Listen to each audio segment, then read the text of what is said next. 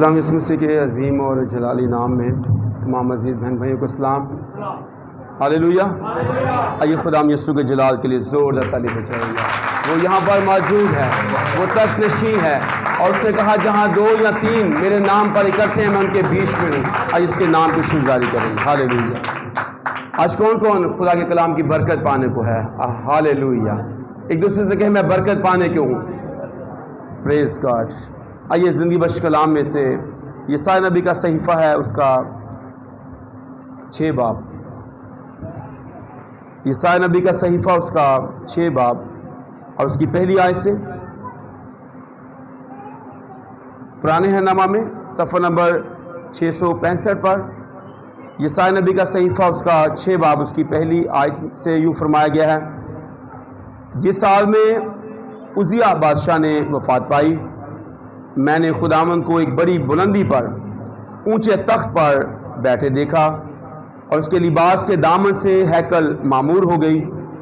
اس کے آس پاس سرافیم کھڑے تھے، جن میں سے ہر ایک کے 6 بازو تھے، اور ہر ایک 2 سے اپنا منہ ڈھانپے تھا، اور 2 سے پاؤں، اور 2 سے اڑتا تھا۔ اور ایک نے دوسرے کو پکارا اور کہا: قدوس قدوس قدوس رب الفاظ ہے، ساری زمین اس کے جلال سے معمور ہے۔ اور پکارنے والے کی آواز کے زور سے آستانوں کی بنیادیں ہل گئیں، اور مکان دھوئیں سے بھر گیا۔ تب میں بول اٹھا کہ مجھ پر افسوس، میں تو برباد ہوا، کیونکہ میرے ہونٹ ناپاک ہیں، اور نجس لب لوگوں میں بستا ہوں، کیونکہ میری آنکھوں نے بادشاہ رب الفاظ کو دیکھا۔ اس وقت سرافیم میں سے ایک سلگا ہوا کوئلہ جو اس نے دستے پناہ سے مذبح پر سے اٹھا لیا، اپنے ہاتھ میں لے کر اڑتا ہوا میرے پاس آیا، اور اس سے میرے منہ کو چھوا اور کہا: دیکھ، اس نے تیرے لبوں کو چھوا، پس تیری بدکرداری دور ہوئی اور تیرے گناہ کا کفارہ ہو گیا۔ کلام خدا کا پڑھا اور سنا جانا ہم سبوں کے لیے باعث برکت ہو، آمین۔ عزیزو، اس وقت دنیا کے حالات، سلطنتوں کی کنڈیشنز، موسمی تبدیلی بھی آپ دیکھ رہے ہیں۔ ان دنوں میں طوفان اور بارش کا سامنا ہے پوری دنیا کو، کرپشن کا سامنا ہے، دہشت گردی کا سامنا ہے، مذہبی انتہا پسندی کا سامنا ہے۔ پوری دنیا اس کی لپیٹ کے اندر ہے، اور خدا کے کلام میں یسوع نے پہلے سے اپنی آمد کے بارے میں یہ بتا دیا کہ اس وقت قوم پر قوم اور سلطنت پر سلطنت چڑھائی کرے گی، جگہ جگہ بھونچال آئیں گے، تم لڑائیوں اور لڑائیوں کی افواہیں سنو گے، اور اس وقت میرا آنا ہوگا۔ اور پھر یہ فرمایا کہ جو آخر تک برداشت کرے گا وہ نجات پائے گا۔ ایمانداروں کے صبر اور ان کے ایمان کا یا ایمان کے آزمائے جانے کا یہ خاص موقع ہے۔ یسوع نے فرمایا کہ جب ابن آدم آئے گا تو کیا زمین پر وہ ایمان پائے گا؟ آج یہ صورتحال بن چکی ہے کہ آج کا انسان وہ خدا سے زیادہ وہ دنیا میں اپنے آپ کو غرق کیے ہوئے ہے، یا دنیا دار بن کے رہ گیا ہے۔ وہ خدا سے زیادہ دنیا کو ٹائم دیتا ہے، اپنے بزنس کو، اپنی جاب کو، اپنے عزیزوں کو، دوست احباب کو ٹائم دیتا ہے۔ وہ سمجھتا ہے کہ ہاں مجھے ان کی ضرورت ہے، وہ سمجھتا ہے کہ دنیا میرے لیے امپورٹنٹ ہے، وہ سمجھتا ہے کہ دنیا کے ریلیشن میرے لیے انتہائی ضروری ہیں، اور وہ سمجھتا ہے کہ میری مصیبت کے اندر، میری مشکل کے اندر، میری بیماری کے وقت میں یہ مجھے سپورٹ کریں گے۔ جب میں مشکل میں گروں گا، جب مجھے فائنینشلی طور پر میں کمزور ہوں گا، پیسے کی ضرورت ہوگی، یہ میری مدد کریں گے۔ لیکن افسوس یہ ہے کہ وہ خداوند جس نے فرمایا کہ دنیا کے آخر تک میں تمہارے ساتھ ہوں، وہ اس کو بھول گیا ہے۔ جس نے وعدہ کیا کہ میں تمہیں یتیم نہ چھوڑوں گا، وہ اس سے دستبردار ہو رہا ہے جو یہ کہتا ہے کہ میں تجھ سے دستبردار نہیں ہوں گا، نہ تجھے کبھی چھوڑوں گا۔ افسوس یہ ہے کہ انسان اس چشمے کو جو برکت کا چشمہ ہے، جو مبدا ہے، جو ابتدا ہے، جو تمام چیزوں کو تخلیق کرتا ہے، وہ اس کو بھول کر وہ دنیا اور دنیا کی چیزوں کی فکر و تردد کے اندر ہے۔ آج بہت سارے ایماندار جو مسیح کہلاتے ہیں، خداوند کا ہونے کا دعویٰ کرتے ہیں، لیکن خداوند سے بہت دور ہیں۔ وہ خداوند کی محبت سے خالی ہیں۔ وہ دراصل اپنی آپ کو خدا سے دور کیے ہوئے ہیں، خواہشوں کے تابع ہیں، گناہ میں پھنس چکے ہیں، بدی کے اندر چلے گئے ہیں، ابلیس کے نمائندے بن گئے ہیں۔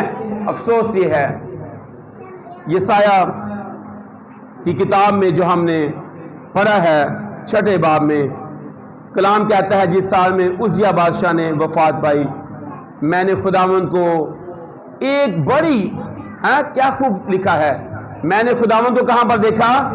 بڑی بلندی اور اونچے تخت پر بیٹھے دیکھا۔ آپ کی زندگی کے کرائسس خداوند کو کبھی کمزور نہیں کر سکتے۔ بات یاد رکھے گا، ہمارا خدا قادر ہی نہیں بلکہ قادر مطلق خدا ہے۔ سب چیزیں اس کے ہاتھ نے تخلیق کی ہیں، سب چیزیں اس کے ہاتھ نے بنائی ہیں۔ وہ تخلیقار ہے، کریٹر ہے، بناتا ہے، تخلیق کرتا ہے، ایجاد کرتا ہے، وہ فرماتا ہے، ہو جاتا ہے۔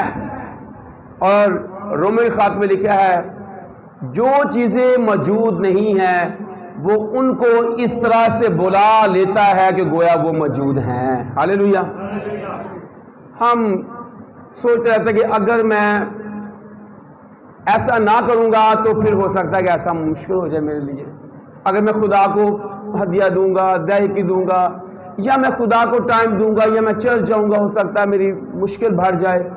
میری جاب ہے، میرا کاروبار ہے، میرے فیملی میٹرز ہیں، کسی کی شادی پہ جانا ہے، کسی نے میرے ہاں آنا ہے، کسی کے ہاں میں نے جانا ہے۔ ہم ان چیزوں کو بچا رہے ہیں۔ یہ بات یاد رکھیے گا، کلام کیا کہتا ہے؟ سب چیزوں کا خاتمہ جلد ہونے والا ہے۔ اور پھر خدا کے کلام میں فرمایا گیا ہے کہ جب خداوند آئے گا اور اس کے سامنے آگ ہوگی اور یہ آسمان اور یہ زمین اور اس بات کی تمام چیزیں جو ہے یہ جل کر بھسم ہونے والی ہیں، ختم ہونے والی ہیں، خاتمہ ہونے والا ہے۔ ہماری کوٹھیاں، ہمارے بنگلے، ہمارا پیسہ، بینک بیلنس، ایوری تھنگ جو ہم بچا کے سنبھال کے تجوریوں کے اندر، تہہ خانوں کے اندر بھی رکھ لیں گے، یہ ختم ہونے آنے والا ہے۔ خداوند کے سامنے ہمیں کھڑا ہونا ہے، خداوند کے سامنے ہمیں پیش ہونا ہوگا۔ آج جن حالات کے سبب سے ہم خداوند سے دور ہو رہے ہیں، یہ حالات کبھی بھی خداوند کے بغیر درست نہیں ہو سکتے ہیں۔ جن مسائل کے سبب سے ہم خداوند سے دور ہو رہے ہیں، یہ مسئلے خداوند کے بغیر حل نہیں ہوں گے۔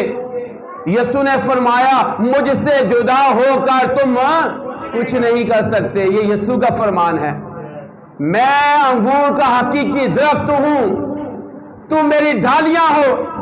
جو ڈالی مجھ میں ہے اور پھل لاتی ہے، لیکن جو ڈالی مجھ میں نہیں ہے وہ کاٹی اور آگ میں ڈالی جاتی ہے۔ انجام دیکھیں کیا ہے۔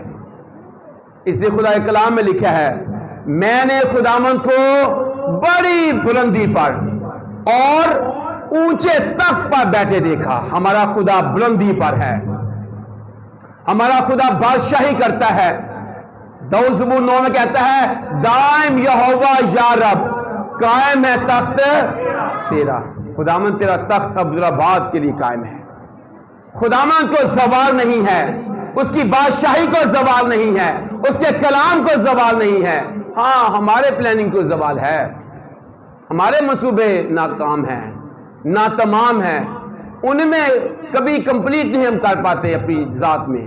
لیکن جب ہم خداوند کی طرف دیکھتے ہیں میرے عزیز بہنوں بھائیوں، خداوند آسمان پر ہے، خداوند بلندی پر ہے، خداوند تخت پر بیٹھا ہے۔ جو لوگ اس کے ساتھ ہیں، اس نے کہا کہ جس طرح میں غالب آ کر باپ کے ساتھ تخت پر بیٹھا ہوں، وہ بھی غالب آئے گا اور تخت پر بیٹھے گا۔ پھر آگے لکھا ہے اس کے لباس کے دامن سے ہیکل معمور ہو گئی. پریز گاڈ. اس کے آس پاس سرافیم کھڑے تھے جن میں سے ہر ایک کے 6 بازو تھے. ہر ایک 2 سے اپنا منہ ڈھانپے تھا, 2 سے پاؤں اور 2 سے اڑتا تھا. ایک نے دوسرے کو پکارا. جو فرشتگان ہیں, کروبیم ہے, سرافیم ہے, کلام میں لکھا ہے 6 پر ہیں ان کے, اور وہ پکار کا کیا کہتے ہیں کہ قدوس قدوس قدوس رب الفاج ہے. خدا کا تخت ابدالآباد تک قائم ہے. قدوس ہے وہ, پاک ہے وہ, پاک ذات ہے. اور آگے لکھا ہے ساری زمین اس کے جلال سے کیا ہے, معمور ہے. کیا آج ہم اپنی زمین پر اس کے جلال کی معموری کو دیکھ رہے ہیں؟ اس کا جلال ہمیں گھیر لے. ابھی ہم گیت گا رہے تھے, جلال جلال تیرا ہے جلال. کیا خداوند کو جلال دیتے ہیں؟ اس کے دن میں اس کو جلال دیتے ہیں. اس کی ہیکل میں آ کر غور کریں, جیسے زبور نویس کہتا ہے تیری ہیکل دے وچ کیتا تیری رحمت دھیان. ہیکل جڑا آئے گا وہ دھیان کرے گا نا خدا کی رحمتیں کیا ہیں. دنیا سے نظریں ہٹائیں. دنیا آپ کو غرق کر رہی ہے, تباہ کر رہی ہے. دنیا کا مستقبل تاریخ ہے. خداوند کے پاس آپ کا روشن اور تابناک مستقبل ہے. خداوند کے ساتھ آپ کی خوشحالی ہے. خداوند کے بغیر آپ کمزور ہیں اور بے پھل بھی ہیں, اور شاید کلام کہتا ہے کہ کاٹے اور آگ میں ڈالے جائیں گے. لیکن خداوند کے ساتھ ہمارا مستقبل جو ہے وہ روشن ہے.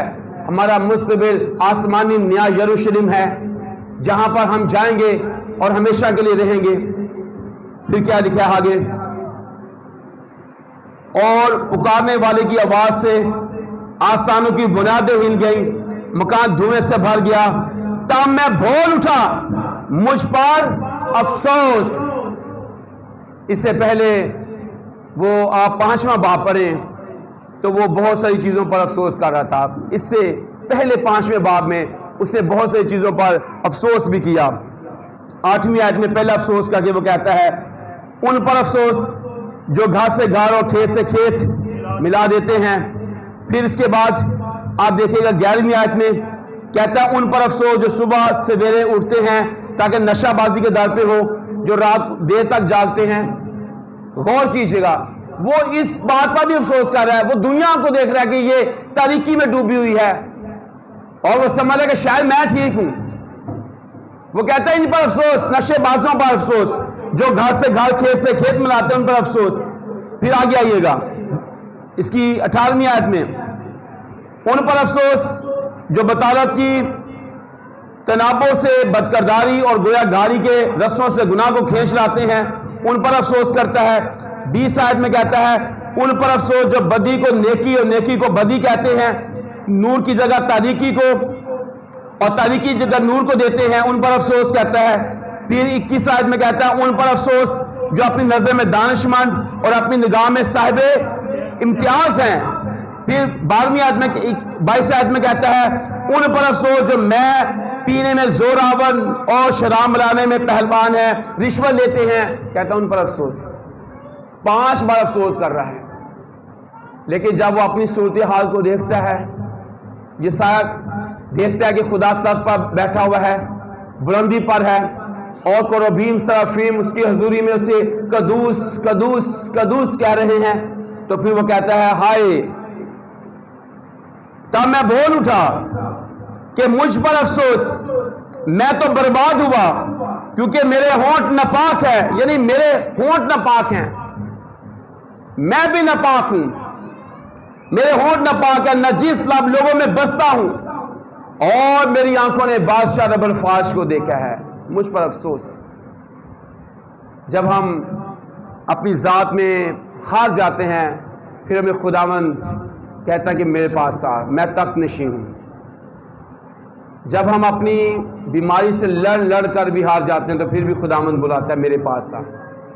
یہ کسی نے اعلان نہیں کیا, یہ صرف یسوع نے اعلان کیا ہے. ایسا منت اٹھانے والوں اور بوجھ کے دبے ہوئے لوگوں, سب میرے پاس آؤ, میں تمہیں آرام دوں گا. آپ بیماری میں، کمزوری میں، قرض میں، مرض میں، مشکلات میں خداوند سے دور ہیں، آج خداوند کہتا ہے میرے پاس آؤ، میرے پاس آؤ، میں تمہیں آرام دوں گا۔ خداوند زکئی کے گھر میں جلدی گیا، اس نے کہا زکئی جلد نیچے اترا، مجھے تیرے ہاں جانا ضرور ہے۔ وہ گنہگار کو بچانے کے لیے جلدی کر رہا ہے، اور کہا اس گھر میں نجات آئی ہے۔ اگر آپ خداوند سے دور ہو گئے ہیں، یا دنیا میں پھنس گئے ہیں، یا گناہ کے حوالے ہو گئے ہیں، یا بیماری میں پھنس گئے ہیں، دنیا کے کسی بندھن اور کسی جوے میں پھنس گئے ہیں، تو کلام کہتا ہے خداوند آپ کو بلا رہا ہے، وہ جلد آپ کو آزاد کرنا چاہتا ہے، وہ جلد آپ کی زندگی میں آ کر سب چیزوں کو سیٹل کرنا چاہتا ہے۔ آپ اپنا دل اس کے لیے کھول دیں، آپ اپنا گھر اس کے لیے کھول دیں، آپ اپنی زندگی خداوند کے حوالے کر دیں کہ خداوند تو میری زندگی میں آ جا۔ یسایہ کو بہت سارے مشکلات کا سامنا تھا، مایوس کن حالات تھے، بہت سارے چیلنجز اس کے سامنے تھے، ان حالات پر وہ پریشان ہی تھا، کر کچھ نہیں پا رہا تھا۔ ہم بھی اپنے حالات پر پریشان تو ہو سکتے ہیں، کر کچھ نہیں سکتے۔ ملکی حالات ہو، محلے کے حالات ہو، ڈیوٹی پر انٹرنیشنل حالات ہو، کچھ بھی ہو، ہم اس پر پریشان تو ہو سکتے ہیں، لیکن کر کچھ نہیں سکتے۔ کر کون سکتا ہے؟ وہ جو تخت پر بیٹھا ہے، بلندی پر ہے، وہ جو دیکھتا ہے، وہ جو بنی آدم پر نظر کرتا ہے۔ تو جب کر بھی وہی سکتا ہے، ہم کچھ کر ہی نہیں سکتے۔ یسوع نے کیا خوب کہا ہے، تم میں سے ایسا کون سا آدمی ہے جو اپنی عمر میں ایک گھڑی بھی اضافہ کر سکے، بڑھا سکتا ہے؟ تم میں سے کون سا ایسا شخص ہے جو اپنے سفید بال کو کالا اور کالے کو سفید کر سکتا ہے؟ کہتا ہے جب یہ چھوٹے سے چھوٹا کام بھی نہیں کر سکتے تو فکر کیوں کرتے ہو؟ چھوٹے سے چھوٹا کام کر نہیں سکتے، پریشانیاں بہت بڑی اٹھائی ہوئی ہیں۔ وجہ بھائی، یسوع نے کہا اپنی ساری فکریں مجھ پر ڈال دو کیونکہ مجھے تمہاری فکر ہے۔ ہاں، اپنے آپ کو صاف اور پاک کرو، اپنے آپ کو خداوند کے لائق بناؤ، اپنے آپ کو خداوند کے سامنے انڈیل دو، اور ہمارے حالات تبدیل ہونا شروع ہو جائیں گے۔ یہ مایوس کن ہے، مایوس کن حالات موت کا باعث تو ہو سکتے ہیں، لیکن زندگی اس میں نہیں آ سکتی۔ ہمارے حالات بعض دفعہ ہم سب سے پہلے خدا کے گھر کو چھوڑتے ہیں، خداوند سے ناطہ توڑتے ہیں، یہ سب سے خطرناک ہوتا ہے۔ جو میرے حالات بدل سکتا ہے وہ میرا دوست، میرا خداوند ہے، وہ میرے حالات کو بدلنے کی قدرت رکھتا ہے، اس سے ناطہ نہ توڑیں، دنیا سے ناطہ توڑیں، رشتہ داروں سے ناطہ توڑ سکتے ہیں، وہ آپ کی مدد نہیں کریں گے، لیکن خداوند آپ کی مدد کرے گا۔ خداوند آپ کو تنہا نہیں چھوڑے گا، روٹی بھی دے گا، لباس بھی دے گا۔ اس نے فرمایا سلیمان بادشاہ بھی اپنی ساری شان و شوکت کے میدان کی جو گھاس ہے، جو لباس اس کو پہنایا گیا ہے، ان میں سے کسی ایک ہی ماند بھی ملبس نہیں تھا۔ تمہارا آسمانی باپ تو تمہیں اس سے زیادہ اچھی پوشاک دے سکتا ہے، اس سے زیادہ اچھا کھانا دے سکتا ہے، اس سے زیادہ اچھا سٹینڈرڈ دے سکتا ہے، بلندی پا لے جا سکتا ہے۔